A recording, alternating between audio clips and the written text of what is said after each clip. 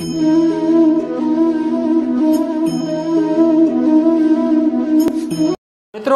ચર્ચા આગળ વધારીએ અંડકોષ જનનની। તો લાસ્ટ સેશનની અંદર આપણે અંડકોષ જનન વિશે બેઝિક માહિતી જોઈ। રાખજો થોડુંક, યસ। ચાલો હવે આપણે આગળ ચર્ચા કરીએ। જુઓ, અંડકોષ જનન જે છે તે ગર્ભીય અવસ્થાએ 7મા મહિનામાં શરૂ થાય અને પ્રાથમિક પૂર્વ અંડકોષ જે છે એ અર્ધીકરણ પામે અને અર્ધીકરણની પૂર્વાવસ્થા 1માં ડિપ્લોટિન અવસ્થાએ સ્થગિત બનતું। પછી હવે શું થતું તો કે પુખ્તતાવસ્થાએ FSH અને LHનો સ્ત્રાવ થાય ને ત્યારે પ્રાથમિક પૂર્વ અંડકોષ છે ને એમાંથી અર્ધીકરણ જે છે આગળ વધતું, આવું થતું। તો આપણે આગળ ચર્ચા કરીએ। મોબાઈલ રાખો। ચાલો જુઓ, હવે અંડપિંડના આધારકમાં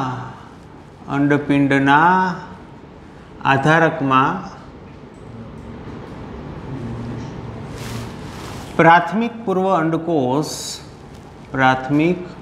પૂર્વ અંડકોષ પુટિકા સ્વરૂપે હોય છે।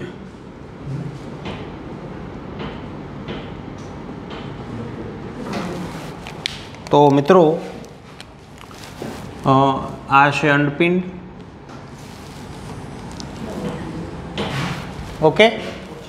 તો પ્રાથમિક પૂર્વ અંડકોષ જે છે ને, હવે હું રેડ પેનથી દોરું છું। આ છે પ્રાથમિક પૂર્વ અંડકોષ, આ છે પ્રાથમિક પૂર્વ અંડકોષ, આ છે પ્રાથમિક પૂર્વ અંડકોષ। અચ્છા, હું તમને જણાવી દઉં કે આવા પ્રાથમિક પૂર્વ અંડકોષ અંડપિંડમાં કેટલા હોય, તો આની ચર્ચા હું કરીશ આ જ સેશનમાં। છેલ્લે આપણે આવશે પ્રાથમિક પૂર્વ અંડકોષની સંખ્યા સામાન્ય રીતે 4.5 લાખ જેટલી હોય છે। કેટલી હોય છે? 4.5 લાખ જેટલી હોય છે। પણ પુખ્તતાવસ્થા સુધીમાં આ જે પ્રાથમિક પૂર્વ અંડકોષ છે એ થોડાક નાશ પામે છે। હવે એ બધી વસ્તુ શું છે આપણે એની ચર્ચા કરશું। તો અત્યારે એની સંખ્યાની વાત આપણે રહેવા દઈએ, આ સીધું કરી નાખો, યસ। ચાલો, તો આ છે પ્રાથમિક પૂર્વ અંડકોષ। રાખ્યું ઓલું? અરે યાર, પ્રાથમિક પૂર્વ અંડકોષ। અચ્છા, આ પ્રાથમિક પૂર્વ અંડકોષ છે એની આજુબાજુમાં શું હોય? શૂન્યાવકાશ હોય કે પાણી હોય? બોલો જોઈ। યસ, શૂન્યાવકાશ હોય કે પાણી હોય? પાણી ન હોય, આની આજુબાજુમાં કોષ હોય, આધારકમાં કોષ હોય, પાણી ન હોય। ક્યાં યાર? આ છે અન્ય આધારકના કોષો। જોજો મિત્રો, શું છે? આધારકના કોષો।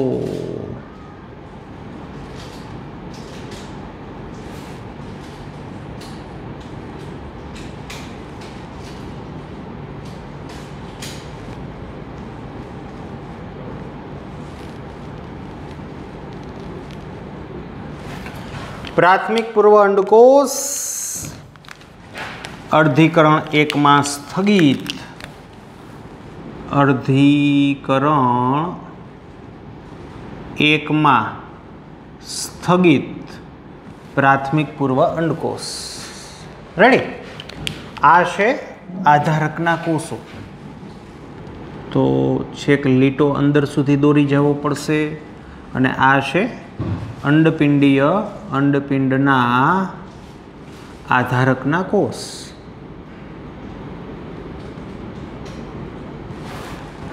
કમ્પ્લીટ? ચાલો, તો મિત્રો તમને આમ ફૂલડા જેવું લાગતું હશે, ફ્લાવર, ફૂલ, યસ। તો આ જે આખું સ્ટ્રક્ચર છે ને, આ સ્ટ્રક્ચરને પુટિકા કહેવાય, પ્રાથમિક પુટિકા। શું કહેવાય? પ્રાથમિક પુટિકા। આ આખું જે સ્ટ્રક્ચર છે ને એને કહેવાય પ્રાથમિક પુટિકા, પ્રાથમિક પુટિકા। રેડી? હવે આ સ્ટ્રક્ચર તમને ક્યારે જોવા મળે? તો કે પ્રાથમિક પુટિકા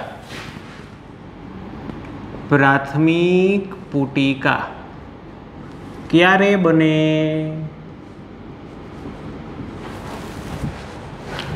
તો કે ગર્ભીય અવસ્થાએ જ્યારે, સાંભળજો મિત્રો, ક્યારે બને? તો કે ગર્ભીય અવસ્થાએ નિયર અબાઉટ 7મા મહિને અર્ધીકરણ શરૂ થાય અને અર્ધીકરણ સ્થગિત થાય અને આવી રચના અથવા તો જેને આપણે પુટિકા કહીશું, પુટિકા બને. તો આ જે પ્રાથમિક પુટિકા છે એ ક્યારે બને છે સાહેબ?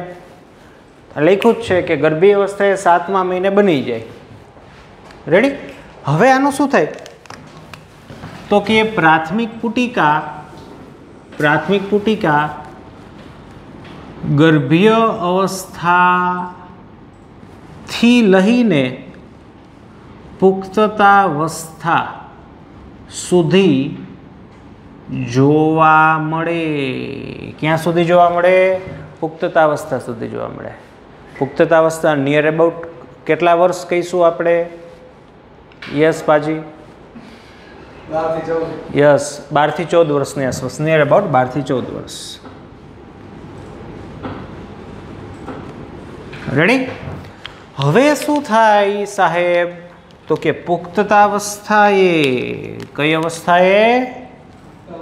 યસ, પુખ્તતાવસ્થાએ follicle stimulating hormones and luteinizing હોર્મોન્સનો સ્ત્રાવ થાય, વધે. શાનું પ્રમાણ વધે? ફોલિકલ સ્ટિમ્યુલેટિંગ હોર્મોન્સ FSH અને LH ની અસર હેઠળ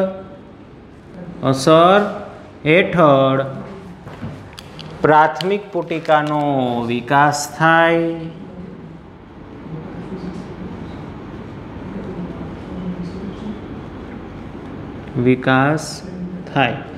એટલે કે પ્રાથમિક પુટિકાનો વિકાસ થાય એટલે કે પ્રાથમિક પૂર્વ અંડકોષનું અર્ધીકરણ આગળ વધે.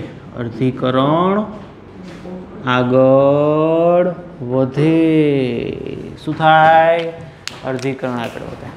ચાલો, મેં તમને શું સમજાવ્યું? મેં એવું સમજાવ્યું કે ગર્ભીય અવસ્થાએ જે અંડકોષ કે જે સ્થગિત થઈ ગયા છે, આ સ્થગિત અંડકોષ છેક પુખ્તતાવસ્થા સુધી સ્થગિત રહેશે. ત્યારબાદ FSH અને LHની અસર હેઠળ પ્રાથમિક પુટિકાનો વિકાસ અથવા તો જે અંડકોષ જે છે એનું અર્ધીકરણ આગળ વધશે. તો આવું જે સ્ટ્રક્ચર છે ને એને પ્રાથમિક પુટિકા કહેવાય. જેમાં આ કોષો કયા છે? આધારકના કોષો છે. અચ્છા, મેં તમને પ્રશ્ન પૂછ્યો હતો કે આ કોષની ફરતે શું હોય? તમે કીધું પાણી. મેં કીધું પાણી ન હોય, આધારકના કોષ હોય. તો બીજો પ્રશ્ન પૂછ્યો તો આ પુટિકાની વચ્ચેની સ્પેસ દેખાય છે? હવે બોલો જોઈએ, અહીંયા શૂન્ય અવકાશ હોય કે પાણી હોય? પાણી ન હોય, અહીંયા કોષ જ હોય.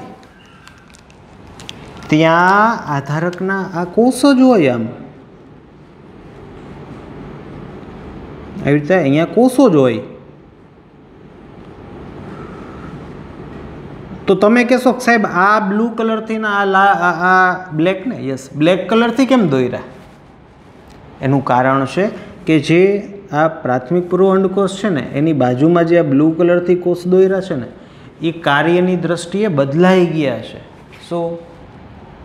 તમે પૂછશો કે સાહેબ એવું તે વળી આને કયું જગન કરી દીધું? કયા કાર્યની દ્રષ્ટિએ બદલાણા? યસ, તો આ શું કાર્ય, કયા કાર્યની દ્રષ્ટિએ બદલાણા ને એ આપણે હમણાં એની ચર્ચા કરીએ. રેડી? ચાલો આગળ વધીએ આપણે.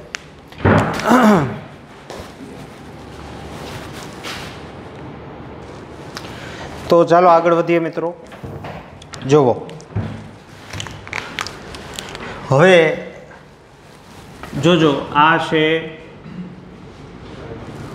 પ્રાથમિક પૂર્વ અંડકોષ અને આ છે એની ફરતે રહેલા આધારકના કોષો. મીન્સ કે રેડ પેનનો ઉપયોગ કરું છું. આ છે પ્રાથમિક પૂર્વ અંડકોષ.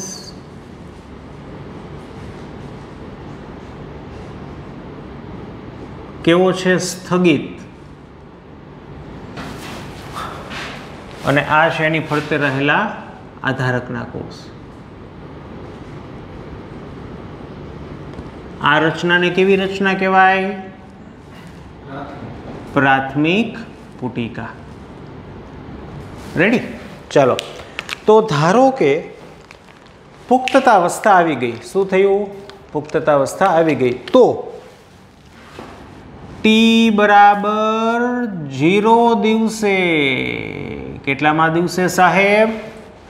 0 દિવસે follicle stimulating hormones and luteinizing હોર્મોન્સનો સ્ત્રાવ થતા. શું થતા? સ્ત્રાવ નહીં, સ્ત્રાવ બોલવાનું. શું? સ્ત્રાવ થતા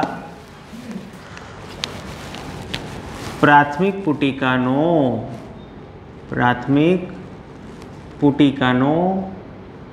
વિકાસ થાય. અરે વિકાસ તો બહુ થયો, પણ કેવો વિકાસ જોવો તમે.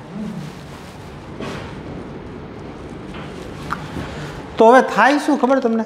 જુઓ, એનો વિકાસ થવો એટલે આવું થાય. જો ટી બરાબર 0 દિવસે હો સાહેબ, હમણાં આપણે ગણતરી કરવાની છે. આ ભેગું માસિક ચક્ર પણ ચાલે છે, આપણે હમણાં ગણતરી કરવાની છે. જુઓ,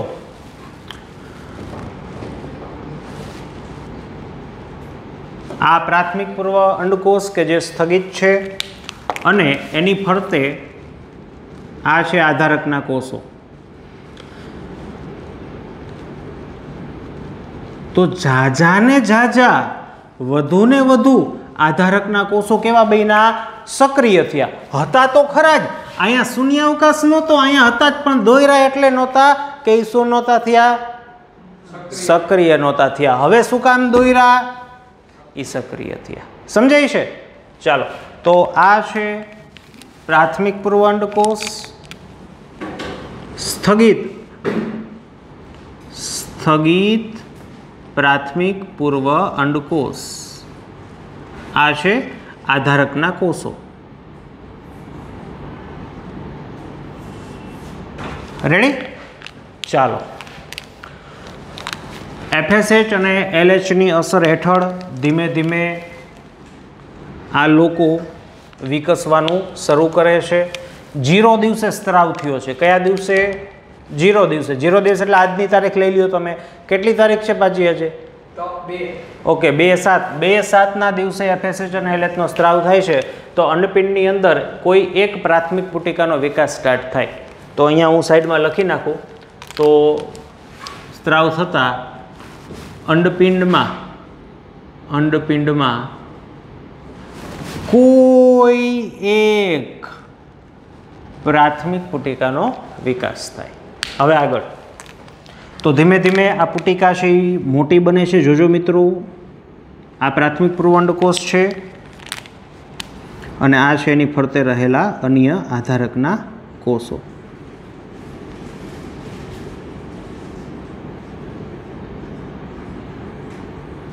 ઇનસાઇડ ધ અંડપિંડની અંદરની વાત થાય છે.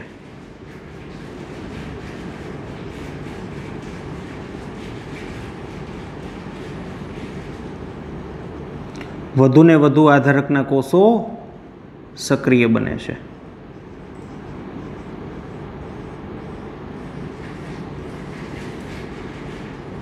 રેડી? ચાલો, હવે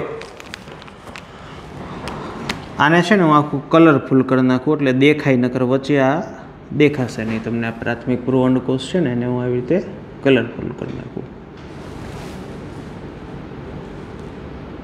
ચાલો, હવે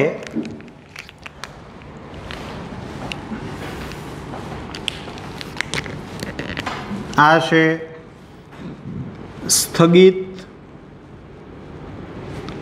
પ્રાથમિક પૂર્વ અંડકોષ અને આ જે આધારકના કોષ છે ને, હવે આ આધારકના કોષને મેમ્બ્રેના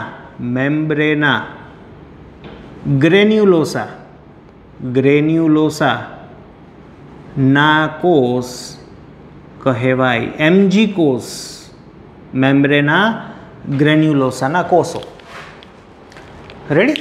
તમને પ્રશ્ન થાય કે સાહેબ આ જે પરિસ્થિતિ હતી ત્યાંથી આ પરિસ્થિતિ પહોંચતા કેટલો સમય લાગે? તો કલાકની વાત નથી, પરંતુ 2-3 દિવસ થાય. આખી સાયકલ ચાલુ થઈ ગઈ. જોજો તમે, છેલ્લે બધું ખબર પડશે. અંડકોષ જનન આપણે ચાલુ કર્યું ને, એ આવનારા હજી 2-3 લેક્ચર પછી પતશે, ત્યારે આખી વસ્તુ એકસાથે અંડકોષ જનન કેમ થાય છે, માસિક ચક્ર શું છે, ફલનની ઘટના શું છે અને ગર્ભસ્થાપનની ઘટના શું છે, આ બધું જ એકસાથે જ તમને ખ્યાલ આવશે. ચાલો, તો અહીંથી પ્રોસેસ આગળ વધે છે.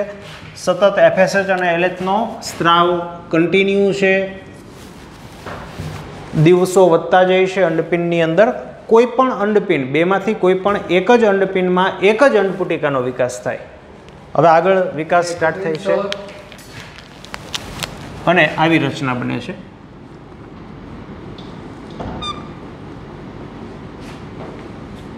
પ્રાથમિક પૂર્વ અંડકોષ,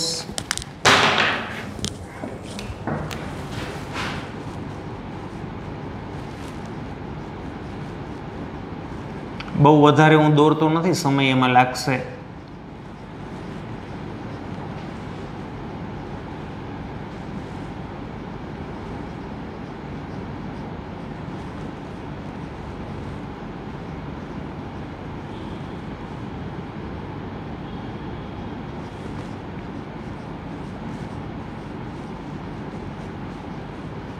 રેડી? તો આધારકના આ કોષો છે. નો આધારકના કોષો છે. હવે આધારકની અંદર જ હવે આ કંઈક નવા પ્રકારના કોષો સક્રિય થયા. જોવો છે, આ કંઈક નવા પ્રકારના કોષો જ કંઈક સક્રિય થયા. આ બધા હતા જ, પણ શું નહોતા થયા?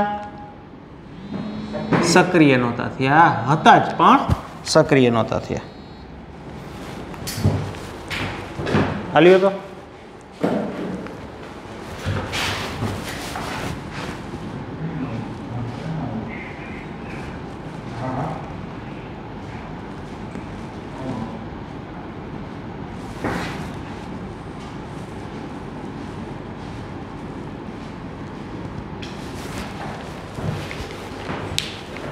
આવે છે.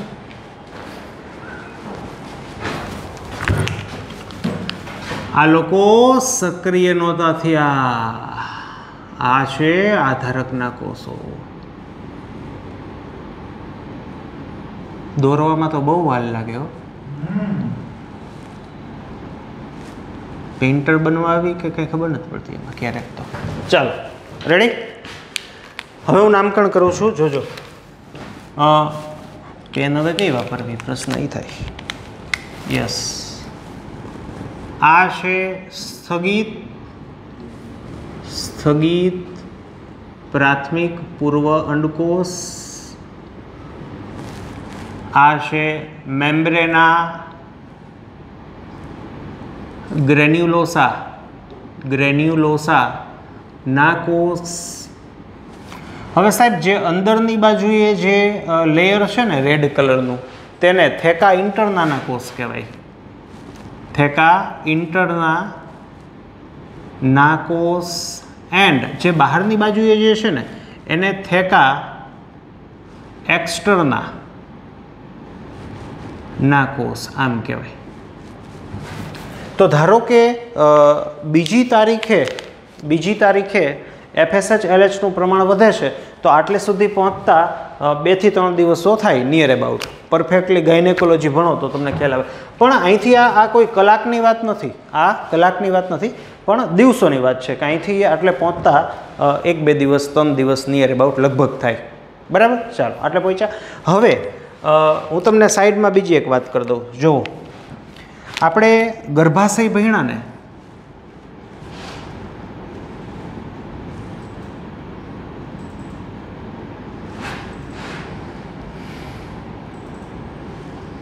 તો એની જે આ સૌથી અંદરની દિવાલ હતી ને, એને આપણે શું કહેતા? એન્ડોમેટ્રિયમ. શું કહેતા? એન્ડોમેટ્રિયમ. આ સૌથી અંદરની દિવાલ એન્ડોમેટ્રિયમ. હવે આ જે દિવાલ છે ને, એ દિવાલ ધીમે ધીમે જાડી થાય. શું થાય? જાડી થાય, જેથી ગર્ભનું સ્થાપન થઈ શકે. જોજો હવે કેવી રીતની ઘટના બને ની. જોજો, જુઓ, આ પ્રાથમિક પુટિકા હતી. તો ટી બરાબર 0 સમયે એટલે કે દિવસે FSH LHનો સ્ત્રાવ થયો, FSH અથવા LHનો સ્ત્રાવ. એટલે ધીમે ધીમે આમાં વિકાસ થવા માંડ્યો. આપણે હજી આટલા વિકાસે પહોંચ્યા છીએ, હજી આગળ શું આવશે તમને ખ્યાલ નથી, પણ ધીમે ધીમે આમાં આગળ શું આવશે ખબર? આગળ આવો આવશે કે આ જે અંડકોષ છે ને એમાં અર્ધીકણ એક જે સ્થગિત હતું ને એ પૂર્ણ થઈ જશે, એટલે દ્વિતીયક પૂર્વ અંડકોષ બને. હવે આ દ્વિતીયક પૂર્વ અંડકોષ છે ને અહીંથી અહીંયા જશે. રેડી? અને અહીંયા તુંબિકા વિસ્તારમાં જાય તો એનું ફલન થાય, બાકી ન થાય. હવે આ ટી બરાબર 0 સમયથી જો આપણે સ્ટાર્ટ કરીએ ને તો ધીમે ધીમે ગર્ભાશયની અંદર જે એન્ડોમેટ્રિયમ લેયર છે ને એ પણ ધીમે ધીમે વધતું જાય. શું થાય? વધે. આ જાડું બને.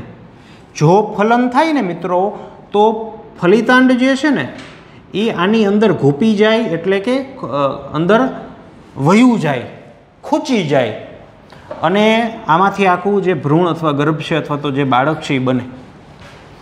એન્ડોમેટ્રિયમ લેયર શું કામ જાડું થાય? કે જો ફલન થાય ને તો ફલિતાંડ જે છે ને એ એન્ડોમેટ્રિયમની અંદર વયું જાય, અને ગર્ભનું સ્થાપન થયું કહેવાય. એન્ડોમેટ્રિયમ લેયર છે ને બહુ પાતળું હોય. ધારો કે ફલન નથી થતું તો શું થાય? તો આ એન્ડોમેટ્રિયમ લેયર જે જાડું થયું હોય ને એ તૂટી જાય, અને એ જે તૂટે અને જે બહાર નીકળે ને એને માસિક સ્ત્રાવ કહેવાય અથવા ઋતુસ્ત્રાવ થયો એમ કહેવાય. જો પ્રેગ્નન્સી રહે છે, જો ફલન થાય છે તો એન્ડોમેટ્રિયમનું વિઘટન ન થાય. જો ફલન નથી થતું શુક્રકોષનું અંડકોષ દ્વારા તો એન્ડોમેટ્રિયમ લેયર છે એ તૂટે છે. તો અહીંથી ટી બરાબર 0 સમયથી આ પ્રોસેસ ચાલુ થાય ને તો ધીમે ધીમે આનું લેયર પણ વધે, એન્ડોમેટ્રિયમનું લેયર વધતું જાય. હવે એન્ડોમેટ્રિયમનું લેયર વધવા માટેનું કારણ શું? તો કે અંતઃસ્ત્રાવ. કયો અંતઃસ્ત્રાવ? તો કે ઇસ્ટ્રોજન એન્ડ પ્રોજેસ્ટેરોન. આ અંતઃસ્ત્રાવના લીધે એન્ડોમેટ્રિયમ લેયર છે ને એ શું થતું જાય? વધતું જાય. હવે આ ઇસ્ટ્રોજન અને પ્રોજેસ્ટેરોનનો સ્ત્રાવ કોણ કરે એ આપણે જોવાનું છે. જોજો.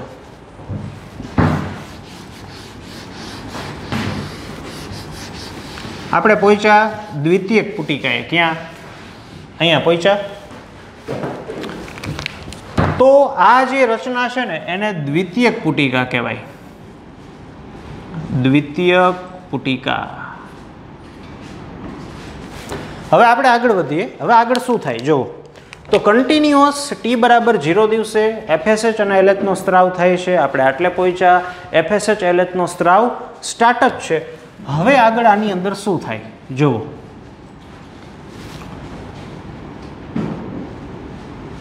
હવે એમજી કોષ છે ને, એમજી કોષ અમીબીય એક્ટિવિટી ધરાવે છે અથવા તો અમીબીય હલનચલન દર્શાવે છે. એટલે કે આ જે એમજી કોષ છે ને આઘા પાછા થાય. શું થાય? આઘા પાછા. એ અમીબીય હલનચલન દર્શાવે. એક અહીંયા આવશે ને બીજું આપણે જ્યારે ગર્ભની ચર્ચા કરશું ત્યારે ગર્ભની અંદર શરૂઆતના અમુક કોષ છે ને એ પણ અમીબીય હલનચલન દર્શાવે છે. એટલે એ આઘા થાય એટલે આપણા શરીરની અંદર પોલાણનું નિર્માણ થાય, પોલાણ રચાય. જો તો હવે પછીનું સ્ટેપ કંઈક આવી રીતનું છે. અમીબીય હલનચલન દર્શાવે. હવે થેકા ઇન્ટરના અને થેકા એક્સટરના જે છે ને એને હું ખાલી એક લાઈન સ્વરૂપે જ દોરીશ એટલે આપણો સમય બચી જાય. જુઓ, આ છે થેકા એક્સટરના, આ છે થેકા ઇન્ટરના, વચ્ચેનો આ કોષ છે પ્રાથમિક પૂર્વ અંડકોષ. જોજો, અને અમીબીય હલનચલન દર્શાવે છે એટલે કે આ કોષ વચ્ચે પોલાણ સર્જાણું. જુઓ, રેડી? બાકી આ બધા કોષો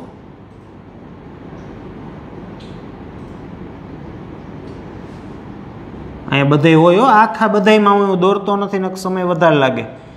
હવે સાચી પુટિકા જેવી રચનાનું નિર્માણ થયું. એન્ટ્રમ પોલાણ, સાચી પુટિકા જેવી રચના. આપણે પુટિકા અહીંથી બોલતા પણ એમાં પુટિકા એટલે જગ્યા હોવી જોઈએ, સ્પેસ હોવો જોઈએ, ખાડો હોવો જોઈએ. એ હવે દેખાણું સાચી પુટિકા જેવી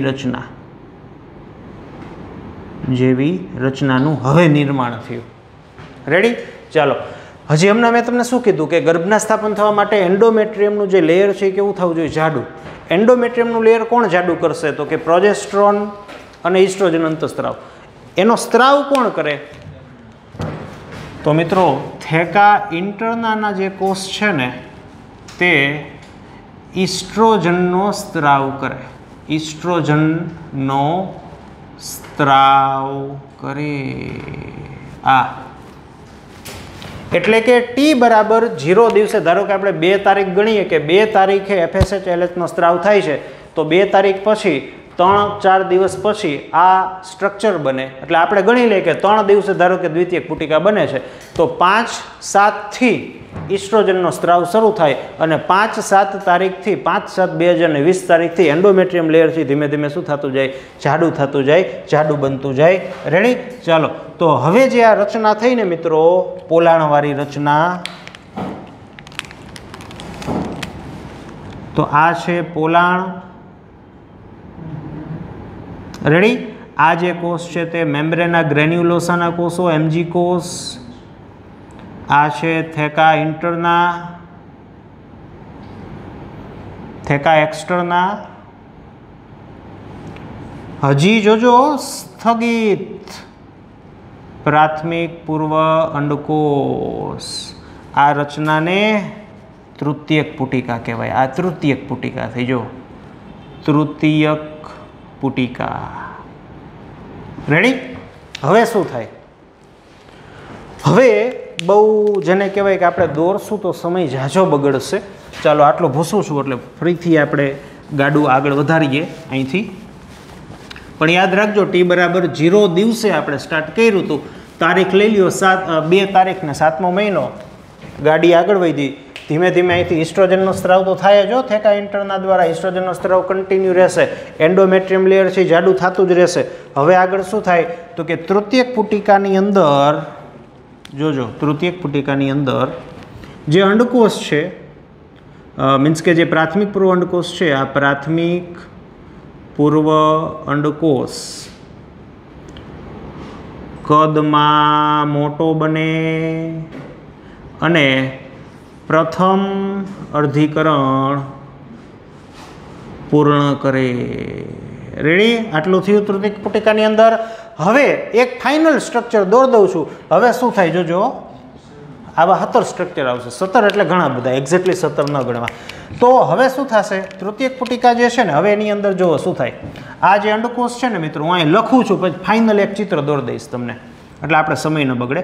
કે અંડકોષ ની ફરતે રહેલ MG કોષ અમીબીય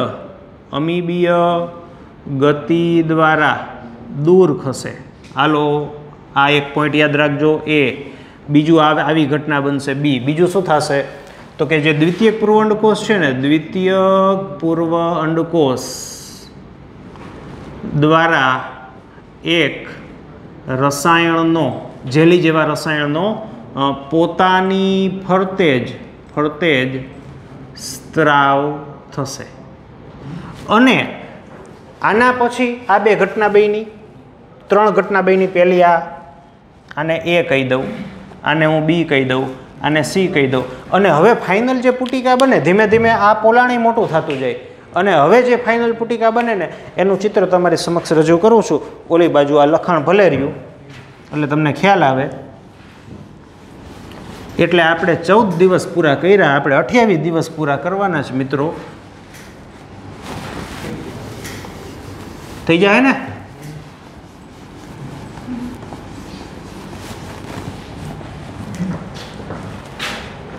જો, તો ફાઇનલ સ્ટ્રક્ચર આવું બનશે. થેકા એક્સટરના ને ઇન્ટરના, બારદોરી એક્સટરના.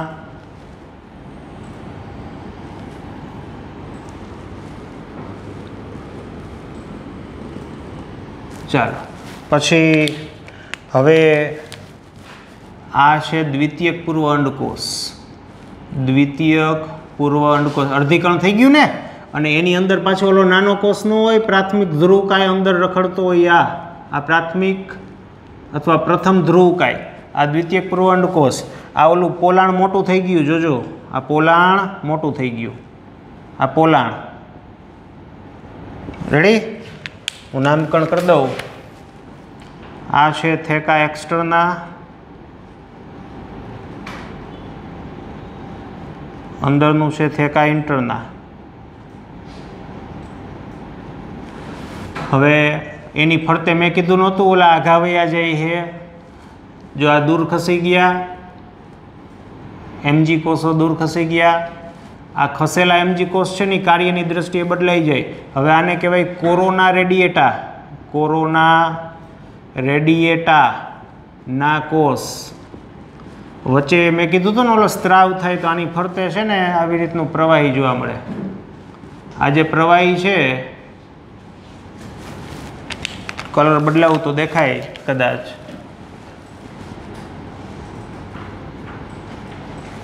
આને કહેવાય ઝોના પેલ્યુસિડા લેયર. શું કહેવાય? ઝોના પેલ્યુસિડા. એની ફરતે જે છે ને આ છે ઝોના પેલ્યુસિડા નું આવરણ. બરાબર. અહીંયા બાકીના જે કોષ હોય એને શું કહેવાય? એમજી કોષ, મેમ્બ્રેના ગ્રેન્યુલોસાના કોષો, એમજી કોષ. અને જણાવતા આનંદ થશે કે આપણે આવી રીતનું સ્ટ્રક્ચર હતું પ્રાથમિક પૂર્વ અંડકોષ, અને એની ફરતે આ આધારકના કોષ હતા. અને આપણે કહેતા પ્રાથમિક પુટિકા. પ્રાથમિક પુટિકા. ધારો કે 2/7/2020 રોજ FSH LHનું પ્રમાણ વધ્યું હોય ને તો અહીંથી આટલી જર્ની કરતાં 14 દિવસ લાગે. તો 14મા દિવસે આ રચના આવે. આને કહેવાય ગ્રાફિયન પુટિકા. ગ્રાફિયન પુટિકા. હાલો પાછી જવાબ આપજો. 14 દિવસ કેટલા થાય? 16 તારીખ થઈ જાય ને તો આ થશે આપણને 16/7/2020 દિવસે આ સ્ટ્રક્ચર જોવા મળશે. અને આના 3-4 દિવસ પછી જ્યારથી થેકા ઇન્ટરના બને એટલે ઇસ્ટ્રોજનનું લેવલ વધતું જાય. ઇસ્ટ્રોજન લેવલ વધતું જાય, ઇન બિટવીન ગર્ભાશયની અંદર એન્ડોમેટ્રિયમનું લેવલ વધતું જાય. આટલે આપણે પહોંચ્યા 14મા દિવસે ગ્રાફિયન પુટિકા. 14મા દિવસે ગ્રાફિયન પુટિકાનું નિર્માણ થાય. અને વર્ષો પહેલાં ભણતા કે ગ્રાફિયન પુટિકા ઇસ્ટ્રોજનનો સ્ત્રાવ કરે તો આ ઇસ્ટ્રોજનનો સ્ત્રાવ થેકા ઇન્ટરનાના કોષો દ્વારા થાય. 28મા દિવસે પહોંચવાનું છે. આપણે અહીંયા વિરામ લઈશું. મળીએ નેક્સ્ટ સેશનમાં.